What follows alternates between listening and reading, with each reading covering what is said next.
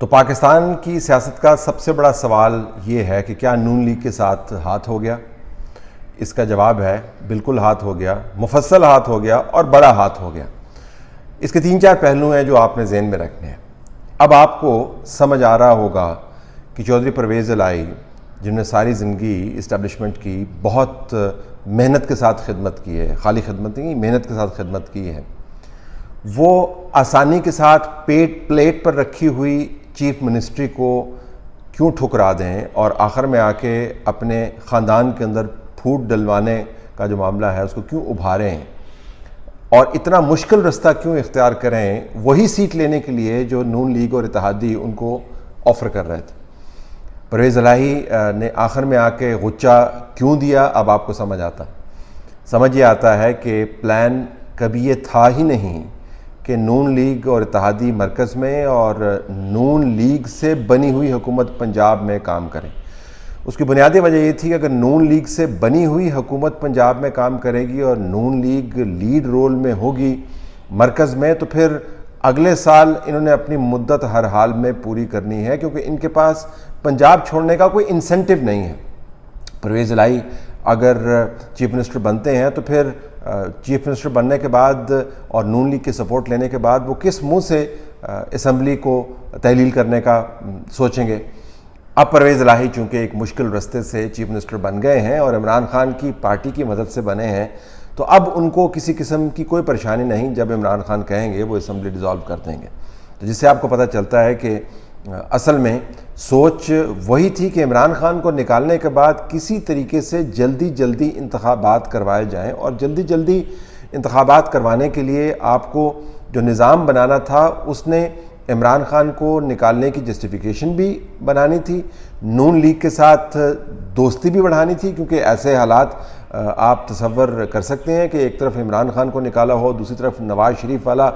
पुराना बयानिया चल रहा हो शहबाज शरीफ के प्राइम मिनिस्टर बनने से पहले का, और बीच में इस्टेब्लिशमेंट फंसी हुई हो, यह नामुमकिन था। तो एक आपको इंटरिम फेज़ बीच में चाहिए था, लेकिन इंटरिम फेज़ कहीं इतना लंबा ना हो जाए कि नून लीग की हुकूमत चलती रहे और फिर नून लीग और इत्तेहादी मिलकर ये दावा कर सकें कि इमरान खान ने जो कुछ किया था, हमने मईशत को अच्छा कर दिया, हमने मामला ठीक कर दिया, और फिर दरमियान में वो ये भी कर पाएँ कि अगले आर्मी चीफ की तैनाती कर पाएँ। तो ये मामलात थे जिसकी वजह से चौधरी परवेज़ इलाही ने अपनी तमाम तर तारीख को एक तरफ रखते हुए ज़ाहिरन एक इतना बड़ा स्टैंड लिया। और किसी ने कहा जी को कोई रिटायर्ड जर्नल साहब है, उन्होंने उनसे रब्ता किया, किसी ने कहा जी कोई ब्यूरोक्रेट है, उन्होंने रब्ता किया, किसी ने कहा जी किसी जर्नलिस्ट उनको गुमराह कर दिया, किसी ने कहा जी मोनिस इलाही ने उनको गुमराह कर दिया। किसी ने गुमराह नहीं किया। आखिर में परवेज़ इलाही ने ही चीफ मिनिस्टर बनना था, और बनना था इमरान खान की पार्टी से की सपोर्ट से, क्योंकि नून लीग की सपोर्ट से अगर वो बनते तो फिर इस असम्बली ने, पंजाब की असम्बली ने अपनी मुद्दत पूरी करनी थी और मरकज़ के ऊपर दबाव पड़ ही नहीं सकता था कि आपने जल्दी इंतखाबात करवाने। तो अब समझ आ रहा है परवेज़ इलाही साहब का जहाज़ जो है, उनकी दुहाइयाँ जो हैं, और उनको जो असम्बली के अंदर इतना फ्री प्ले मिला और जो उन्होंने सब कुछ किया, वो अज़ खुद कोई जहादी रूह इनके अंदर बेदार नहीं हो गई थी, कोई उकाबी एहसास नहीं बेदार हो गया था। बुनियादी तौर पर वो इसी रास्ते पर आना चाहते थे। वो तो बीच में आके हालात ऐसे बन गए कि वो उचके जाने लगे, लेकिन उन्होंने गुच्चा दे दिया और उचकने से बच गए, और अब वो उस जगह पर पहुंच गए हैं जो हमजा शहबाज से पहले की जगह थी। सिर्फ फ़र्क ये है कि अब वो इमरान खान के ऊपर डिपेंड करते। तो एक तो ये मैनूवर है उसका। दूसरा मैनूवर बड़ा वाज़ेह है। मीडिया के अंदर हम सब बहुत हैरान होते थे, क्योंकि जिस तरह आपको तमाम अपने प्रोफेशंस का पता है, अगर कोई टीचर है तो उसको अपनी बरादरी के अंदर टीचर्स का पता है, अगर कोई डॉक्टर है तो डॉक्टर्स का पता है, अगर कोई वकील है तो वकला का पता है, अगर कोई बिजनेसमैन है तो बिजनेस कम्युनिटी का पता है। हमें भी अपनी बरादरी का पता है कि यहाँ पर कौन क्या करता है और किसका कितना वज़न है। तो जब हमने देखा कि वो पत्ते जो इशारे का इंतज़ार करते थे हिलने से पहले, जब वो हवा खुद ही देने लगे, तो बहुत हैरानी होती थी हम लोगों को कि ये किस तरीके से तनकीद हो रही है। ये तनकीद किए भी जा रहे हैं और उसके ऊपर किसी किस्म का कोई रद्द-ए-अमल नहीं। ये नहीं है कि मैं रद्द-ए-अमल के हक़ में हूँ, मैं बिल्कुल रद्द-ए-अमल के हक़ में नहीं हूँ, क्योंकि हमने रद्द-ए-अमल भुगता हुआ है और हमें पता कि रद्द-ए-अमल किसी के ख़िलाफ़ नहीं होना चाहिए। लेकिन मैं सिर्फ बता रहा हूँ कि जो बुनियादी इंस्टिंक्टिव रिएक्शन होता है और बदतरीन तनकीद, यानी ऐसी तनकीद जिसने पुरानी तमाम तनकीदों के रिकॉर्ड तोड़ दिया। अब वो चली जा रही है, चली जा रही है, चली जा रही है, चली जा रही है, चली जा रही है, और चली ही जा रही है और चलने दी जा रही है। तो एक बयानिया बनाना था कि इस तरह वाक़तन बहुत बड़ी तब्दीली आ गई है और तमाम पॉलिटिकल मैनूवर से और इकनॉमिक मैनूवर से और जुडिशल मैनूवर से अलहदगी हो गई है।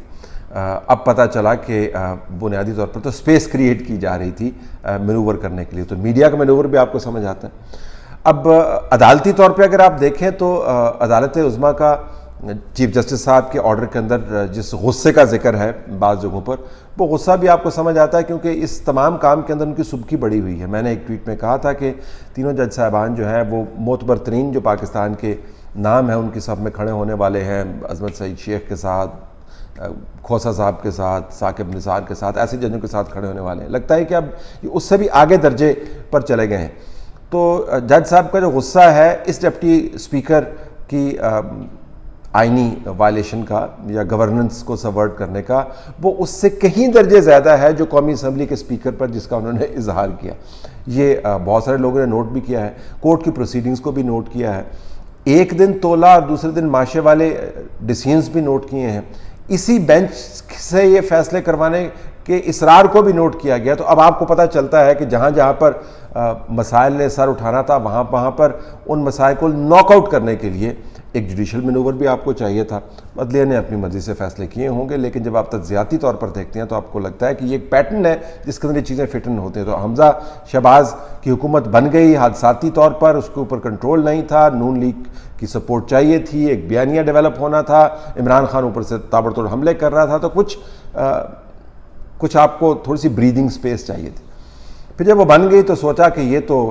अल्टीमेट स्ट्रेटजिक ऑब्जेक्टिव जल्दी इंतखाबात करवाने हैं, उसके बिल्कुल ख़िलाफ़ जा रहा है। तो फिर ज़ाहिर है वो मेजॉरिटी को माइनॉरिटी में तब्दील किया गया, फिर ज़िमनी इंतखाबात के नताइज आपके सामने आए और उसके बाद जब मेजॉरिटी दोबारा से इस्टेब्लिश हुई तो उसको फिर माइनॉरिटी में तब्दील करके पार्टी लीडर को एक तरफ रख दिया गया और पार्लिमानी जमात को मोतबर बना के परवेज़ इलाही साहब को चीफ मिनिस्टर बना दिया गया। और अब परवेज़ इलाही साहब इमरान खान के साथ बैठकर बात करते हैं कि हमने जब भी इमरान कहेंगे मैं असम्बली डिज़ोल्व कर दूंगा। अब तीसरा मैनूवर किस साइड पे है, वो मुआशी तौर पर आपको एक मैनूवर नज़र आता है। जब इतनी पॉलिटिकल इंस्टेबिलिटी हो तो उसका नेचुरल कॉन्सिक्वेंस यही होना था जो पाकिस्तान के अंदर हो रहा है, जिससे मुराद ये नहीं है कि शहबाज शरीफ की अपनी लैक ऑफ प्रेपरेशन उसके अंदर इन्वॉल्व नहीं है, उनकी एब्सेंस ऑफ लीडरशिप इसके अंदर इन्वॉल्व नहीं है, पुअर एडवाइस इसके अंदर इन्वॉल्व नहीं है, लेकिन जिस किस्म का, जिस कमाल का बहरान बना है, जिस तेज़ी के साथ बना है, उसके ऊपर बहुत से लोग परेशान हैं कि ये क्या खुद ही सब कुछ हो रहा है या इसके पीछे कोई और मामला है। IMF की तरफ से ये कहना कि जी कोई भी हुकूमत हो हम उसके साथ इंगेज कर लेंगे और एग्रीमेंट पहले करते हैं, बोर्ड की मीटिंग बाद में करते हैं, जिन लोगों ने पैसे देने हैं वो बायलैटरली उससे इज्तनाब बरत रहे हैं। तो ये क्या हो रहा था? ये मुआशी तौर पर बहरान वाला जो बयानिया है बिज़नेस कम्युनिटी की तरफ से आना शुरू हो गया, तज्जियाती तौर पर लोगों की तरफ से आना शुरू हो गया, ट्वीट शुरू हो गए, तो आपको एक मुआशी बहरान के अंदर मुबालगे वाला बयानिया भी नज़र आता है। तो अगर मुआशी बहरान बहुत सख्त है, आइनी तौर पर PMLN और इत्तेहादियों की पोजीशन कॉम्प्रोमाइज्ड है, पंजाब और वफाक के अंदर अब आपको लड़ाई होती हुई नज़र आती है, तो फिर शहबाज शरीफ से और PMLN से बातचीत करना जल्दी इंतखाबात के जो अल्टीमेट स्ट्रेटजिक गोल था वो बहुत आसान हो जाता है। अब देखना ये है कि आने वाले दिनों में जो 3-4 मैनूवर्स हैं, एक मुनसफीन का मैनूवर है, एक मीडिया का मैनूवर है, एक इकॉनमी का मैनूवर है, एक परवेज़ इलाही और सियासी मैनूवर है, ये मिलकर क्या वाक़तन नून लीग को कन्विंस कर पाएंगे कि जल्दी इंतखाबात करवा लें? लोग कहते हैं कि जरदारी साहब इस पर इत्तफाक नहीं करेंगे। उनको बड़ी हैरानी होगी कि जरदारी साहब और पाकिस्तान पीपल्स पार्टी किन किन लोगों से बात कर रहे हैं। तो ये तज्जियाती पर्सपेक्टिव मैंने आपके सामने रखा है। हो सकता है इसमें से बाज़ जगहों पर आपको तज्जियाती खींच भी नज़र आए, लेकिन मैं आपको बता रहा हूँ कि पाकिस्तान की तारीख़ के पेश नज़र और इन मालूमात के पेश नज़र कि जब इमरान खान गए तो अव्वलीन तरजीह यही थी कि जल्दी इंतखाबात करवाए जाएँ। ये खारिज इम्कान नहीं है जो मैंने आपके सामने बयान किया।